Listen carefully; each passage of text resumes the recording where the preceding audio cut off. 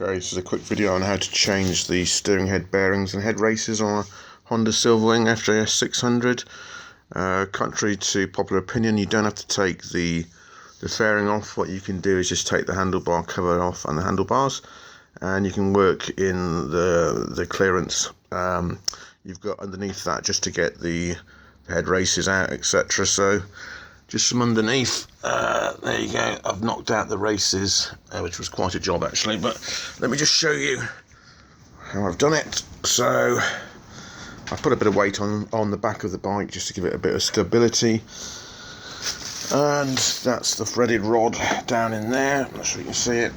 That's the threaded rod down in there. Yeah, anyway, there you go, threaded rod on the top of the frame tube just to wind in the head races. So a bit of a pig of a job really, but it can be done with a bit of effort. So you're going to need some specialist tools. What you're going to need is one of these. This is a 32mm deep reach socket. You must have one of these because you've got to go down on the stem and undo the nut. So you must have a deep reach socket. This is one I've made up. I've just bought a normal socket and welded a bit of tube. I've cut it in half and welded a bit of tube to make an extension socket. Going to need one of those. You're going to also need one of these, which is like a drift. It's just a piece of rebar. So I welded that.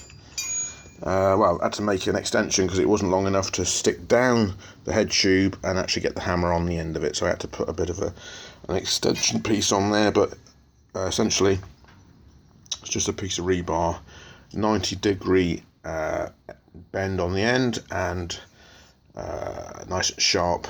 Put a bit of an edge on there so you can get into the head race.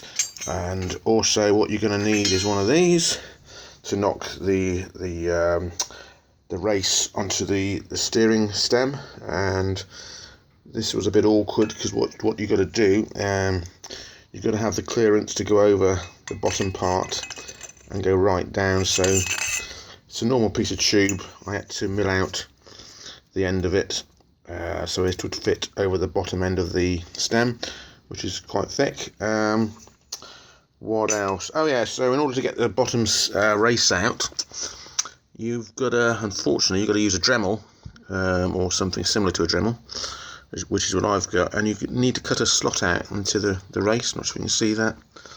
Can I do this with one hand? No, I can't. So, but I've cut out a slot around the head race, and yeah, once you've got the slots, you can actually put the drift down in there to knock it out. So yeah, you do need some specialist tools to actually do it. It is possible, takes a bit of time, but you can do it. So yeah, I think that's just about it. I'm about to put the new head races in now, and I'll do a follow-up video if I have any problems with that. But yeah, if you have any questions, by all means let me know. But as I say, you will need these specialist tools, otherwise you will struggle. So okay, thank you.